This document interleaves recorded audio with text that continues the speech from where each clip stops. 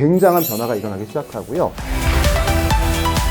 자, 헌법이라고 하는 거는요, 크게 어렵지 않습니다. 이 정도만 공부하면 됩니다.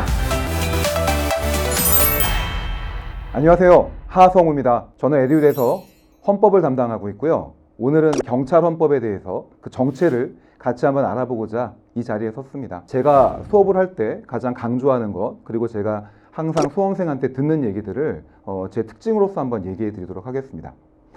제가 수업을 할 때는요, 많은 분들이 체계적이다 그런 얘기를 많이 합니다.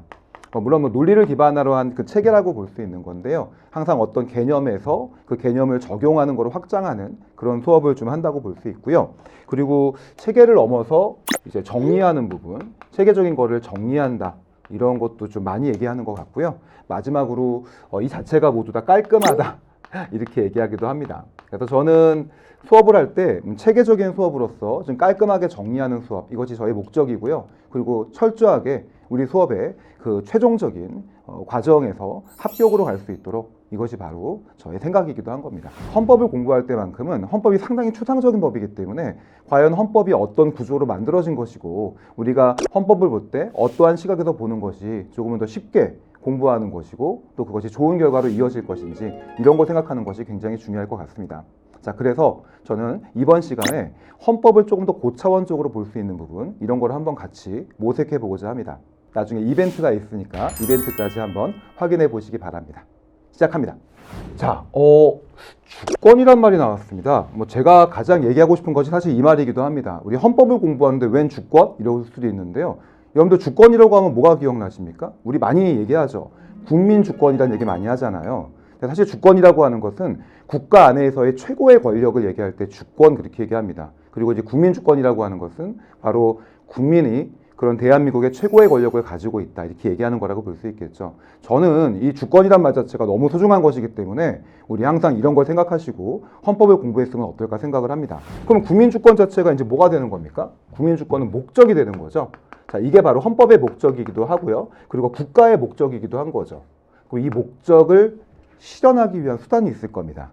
수단이 두 가지가 존재하게 됩니다. 그 첫 번째 수단이 바로 민주주의입니다. 자, 국민주권과 민주주의. 자, 누구한테라도 이걸 물어보잖아요. 혼동할 때가 되게 많아요. 민주주의는 뭐죠? 사람들이 주인인 거야. 국민주권은 뭐죠? 사람들이 주인인 거야. 이렇게 많이 오해를 합니다. 근데 아까 말씀드린 대로 국민주권이라고 하는 것은 자유와 그리고 권리라든지 그리고 평등이라고 하는 걸 얘기했던 겁니다. 그죠? 그리고 이거를 실현하기 위한 바로 민주주의는 도구가 됐던 거예요. 자, 목적과 수단의 역할인 것이지 국민주권이 민주주의가 아니었던 겁니다. 자, 요거를 구분하는 거, 이게 바로 헌법의 시작이라고 볼 수 있습니다. 민주주의는 뭐라고 할까요? 자, 민주주의를 얘기할 때 가장 쉽게 얘기하는 방법이 있습니다. 이것은 미국의 대통령이기도 했었고 흑인 노예를 해방시켰었던 링컨이 얘기했던 것이기도 합니다.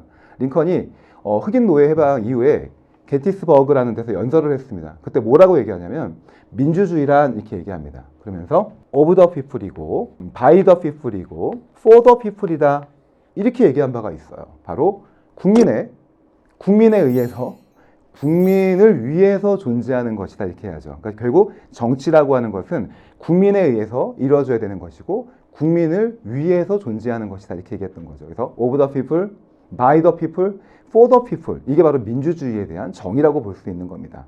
자, 그래서 이런 형식으로 민주주의를 실현하게 되고요. 이 민주주의가 바로 국민주권이라고 하는 가장 중요한 목적을 이루기 위한 수단이 될 수밖에 없었던 겁니다. 자, 민주주의는요.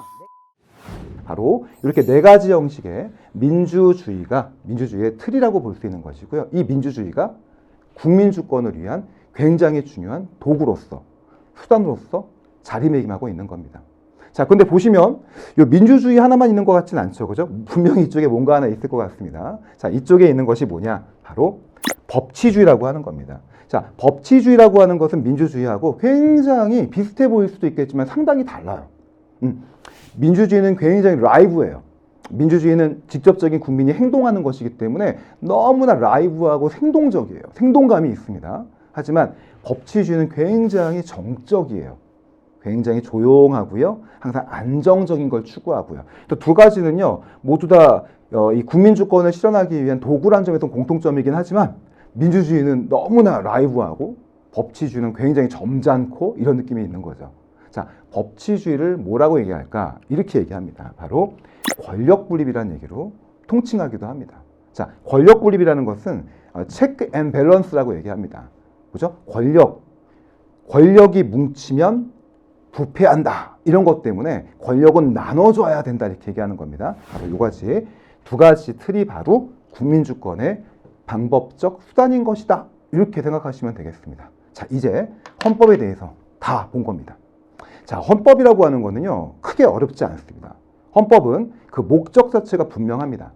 국민주권이라고 하는 국민의 자유와 권리, 평등을 위해서 존재하는 것이고요. 이런 목적을 위해서 두 가지 수단이 작동했던 겁니다. 하나가 민주주의, 하나가 법치주의죠. 자, 그러면 이거를 우리 경찰헌법의 진도와 맞춰가지고 한번 생각해 보겠습니다. 자, 우리 경찰헌법 같은 경우는요, 헌법 총론, 그리고 기본권까지 출제가 돼요. 그래서 우리는 이 정도만 공부하면 된다. 여기까지 생각하시고, 이제부터 공부에 철저히 임해 주시면 될 것 같습니다. 시험을 준비하기 위해서는 시험에 맞게 공부하는 것이 맞습니다.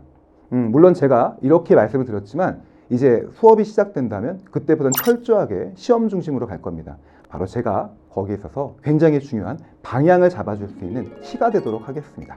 개념 압축 노트라는 것이 있습니다. 헌법을, 그러니까 기본서를 보기 전에 먼저 기초 과정을 통해 가지고 여러분들이 헌법이 어떻게 구성되어 있고 그리고 또 어떤 형식으로 출제가 되는지를 맛볼 필요가 있습니다. 바로 그런 부분을 개념 압축 노트로 만들어 놨습니다. 이 부분에 대해서 제가 무료로 배포해 드릴 생각입니다. 이것은 에듀윌에서 드리는 작은 선물이라고 생각하시고요. 하지만 이 선물을 토대로 해서 반드시 합격이라고 하는 좋은 영광으로 이어질 수 있도록 최선을 다해 보도록 하겠습니다. 수업 때 뵙도록 하겠습니다. 고맙습니다.